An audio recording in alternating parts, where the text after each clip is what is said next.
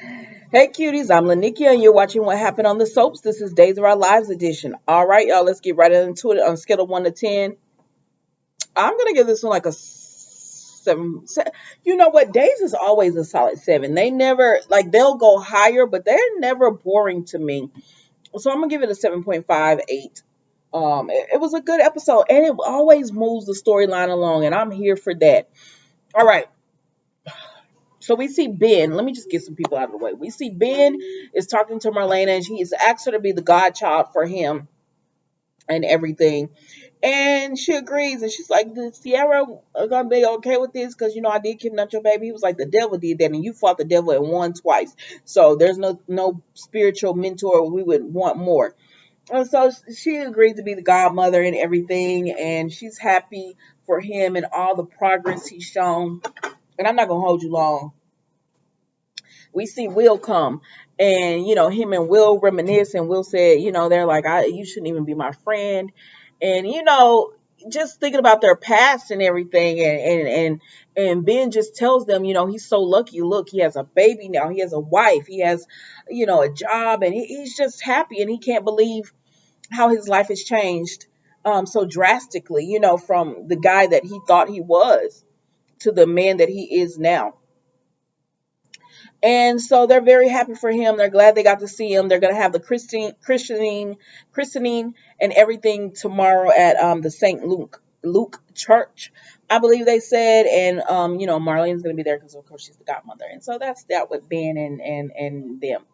So Ben goes home, and okay. So then we go to Sierra. Um, she's talking to Sean, and she's expresses her concern to Sean, like, are you starting to have feelings for Jan? And he's like, no, that's the mother of my child. And she said, it feels like it's more than that. And he was like, no, that's the mother of my child.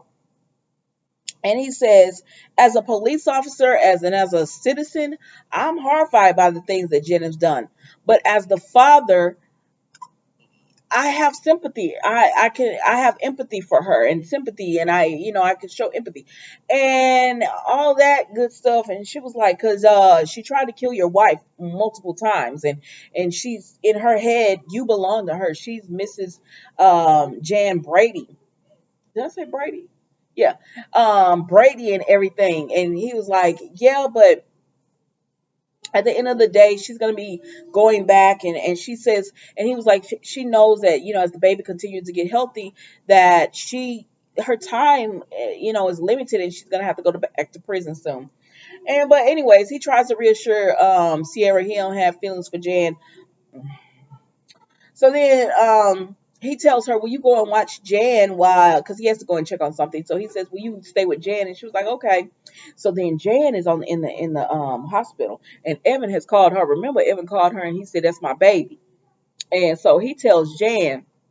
Jan said, how do you even know that? He said, because we had sex in the infirmary, and you did it because you wanted me to get you pregnant so you could pass the baby off as mine, as Sean Brady's. And she said, how do you know that? And he says, my father told me. And she says, who's your father? And he says, Orpheus. He calls him Mike. And then she says, I ain't never heard of that. And he says, some people call him Orpheus. And she was like, dang, you can't trust anybody. Baby, Jan was tickling me in this episode. She was like, you can't trust anybody. And he was like, but he told me. And she said, we had a deal, and he said he don't even know I'm calling you or whatever. And she was like, what do you want? Excuse me. And he says, I want you to bring my baby here in 30 minutes, or I'm calling Sean.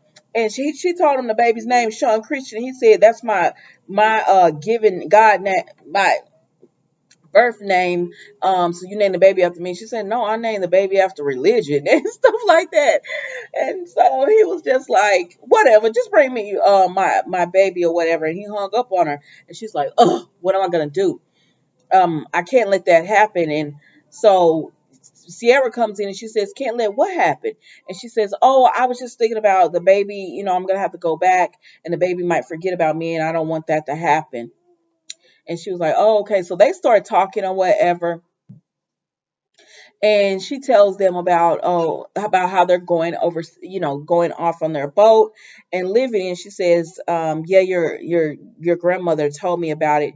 And Sierra shows her the key, and she said the Fancy Five, and she said no, it's called Living in Sin. She said, interesting name. And she said sin is spelled CIN. It's a mixture between our names. And you know what, I'm not gonna even lie, Jen, when she's not going after Sean crazy, she can have decent conversations, because she's having a decent conversation with Sierra. And I already told you I like when she talked to Ben that time or whatever. So they're just having a conversation, and then after she tells her about, they're gonna sail around the world with the baby and stuff, Jen starts getting nervous. She said, "Are you okay? You seem anxious or nervous about something." She said, "No." And then at this point, Sean comes in with Jan's food, and she says, "Sean, you want to take Sierra to see the baby?" And she was like, "No, I could see the baby when I'm leaving out." And she said, "But yeah, but you won't get to hold the baby." And she was like, "We could do that now." And Sean was like, "I don't see why not." So she takes them to see the baby, right? And Sean takes Sierra, and Jen gonna steal the girl boat key. I said, she ain't gonna. That's a big boat key. That girl gonna notice that that's gone or whatever. And so she steals the boat key, and then they come back, and they say they're gonna be at the thing tomorrow. They say goodbye, and so then Sean has to leave again. So he leaves again. Um, Jan, he comes back into the room, and Jan is not there, and hears this beeping. Baby, Jan done took that monitor off her, that ankle monitor. She's taking that off, and she's with that baby, and she finna live her best life. She believes, with Sean, the baby, and herself on Living in Sin, so they can be on the boat and they can be free. I said, Jan, this is not gonna work, but okay, girl. So then we see, oh gosh. So then we see Ben and Sierra come together and they talk. So we see Ben and Sierra come together and they talk and everything. And they just talk about how, oh my gosh, I can't believe we're leaving tomorrow. Do you feel like we're making a mistake? And they're like, no, we're like, this is the best thing for our family. This is gonna be great. It's gonna be wonderful. And they're looking forward to it. I said, girl, please check your purse because you ain't got your key. Y'all not going nowhere. All right, so then after that, who do we go to? We see that Will had a run in with Leo, and Leo got all his money. I said, sir, tell people to look into me about being guilty about something without saying it. Like, stop, break this money down or whatever. So he got all that money that Abigail had or whatever, and he done went and had him some cocktails. So he runs into Will, and Will is all like, and by the way, did y'all think Ciara's dress was inappropriate? I said, what kind of sexiness is this at a funeral? But okay, girl. But so Will runs into Leo, and they're talking. He says, how did you get all that money? Because you ain't working, you can't be. He said it can't be prostitution. Ain't nobody gonna buy you. You too old. Leo said, excuse me. But anyways, he says, why are you looking all sad? You look like you just came from a funeral. He said he came from, excuse me, Abigail's funeral. And he was like, oh, I heard about that. I'm really sorry. And nobody believes Leo's sorry, but it is what it is. They can't, it is what it is. So that moving on from that, Leo, Chad had been on the phone earlier, and he tells Jennifer and Jack, because they have the kids, and he's like, he just wants to, take care of a few things and have a few moments alone. And so they say okay to that. So Chad goes running, and he runs into Leo, and Leo tells him, he apologized. He tells him, he gives his condolences about Abigail. I said, we have watched Chad cry for the last, what was it, 2.5 weeks, and then the funeral come, and y'all don't even show us the funeral. Y'all just, I'm so disappointed. Like, I really didn't want to see the funeral, but like, if you gonna make me watch him cry for 2.5 weeks, and every time he sees somebody it's new fresh tears, then show me the funeral, please. Show up, But they didn't, and they said, "Let's move on." I said, "Okay, then let's move on then." And so they saw Leo and Chad, and Chad going off on Leo. He was like, "How can you say you're sorry about Abigail? You made her life hell. You print that photo of me and talking about I was wanting to try to have an affair with you, and people walk up to her and was calling her crazy and clueless and all this kind of stuff." But he said she handled it with grace, like she always did. He said, "Me, I wanted to sue you." But Leo tells him, I wouldn't wish this on nobody. I didn't want her dead. He said, "Yeah, I might have been angry because I lost the love of my life or whatever, but I didn't want her dead." And I truly believe Leo. I know. On my all soaps all day, y'all be like, "Leo did it." I still don't see it. I don't see it. So then, we see that he tells Chad, especially the children losing their mother so young, and Thomas is so sweet. He said, "How you know about Thomas?" He said, "Oh, because y'all remember Leo was in them tunnels, and that's how he know about Thomas, because Thomas saw him." And but anyways, he said, "Oh, Gwen would tell me when she was y'all nanny." He was like, "Oh," but Leo just says again, "I'm sorry," and Chad says, "Thank you," and he goes back to running. So then we see Leo runs into Nancy, and she like, "Oh, get out of my way! I got to go. My boyfriend just got arrested." Now earlier, what had happened was Clyde, Rafe asked Nancy about that bracelet. Now why she lie, I don't know, but she told him that Chloe, you all right, Mama? Sounds like it. She told him that Chloe was had given her the bracelet, and he said, "Where'd she get it from?" No, he asked her where she get it, online or in a store. She said no, and he said she told him Chloe had got it for her. He said, "Why?" She said, "Just because or whatever."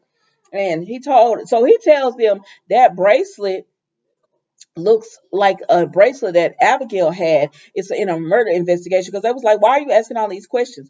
And she said, "What?" And he said, "Yeah, it's a hot that was a hot bracelet or whatever." So she says, "So we're gonna call Chloe and see where she got this bracelet from." And Nancy said, "Clyde," and Clyde said, "Okay, stop, stop, stop." He said, "I'm the one who got the bracelet," and I told she was. He was like, "Well, why lie?" He said, "I told Nancy to lie about it because people would see me and be like, 'How could you afford to get a bracelet like that?' and all that information, because people are so untrustworthy." And so he says, Rafe asked, "Who did you get the bracelet from?" He said, "I don't know the person I got the bracelet from. He was just some guy or whatever." He said, "What he look like?" He said, "Average." He said, "I wasn't looking at the man. I was looking at, the bracelet to try to buy it." And Rafe said, "That's Abigail's bracelet, and it's part of a murder investigation. And your story really doesn't check out. We can't prove any of this or whatever. So that's enough for me to put you under arrest." And he said, and Nancy was like, "What? See, that's what he be talking about. People don't believe him." And I said, "Miss Nancy, now hush. Now he either gonna have to rat Leo out or he just gonna have to take this." And he told Nancy, "Don't worry about it. I'm gonna be out soon or whatever. I'm gonna take care of this. It's nothing." And so he tells Rafe, "Don't handcuff me. Just stop doing a horse and pony show in front of all of Roman's clients. Handcuff me outside." And so he was like, "Okay." And so Rafe has him in the interrogation room, and then he tells Chad, because he gives Chad a call and talks to him about it, and he tells Chad, "I think I just," because Chad comes to the police station. He said, I just got your first lead into Abigail's murder." And I believe that's all of Days of Our Lives today, guys. But let me check my notes real quick, because you know how I'll be missing some stuff. Yeah. Yep. And that's it. That was all of Days of Our Lives today, guys. Don't forget to like, comment, and subscribe to the channel. Even if you don't subscribe, that's okay. I'll still be doing these videos for you. But I will see you tomorrow for a new episode. Bye.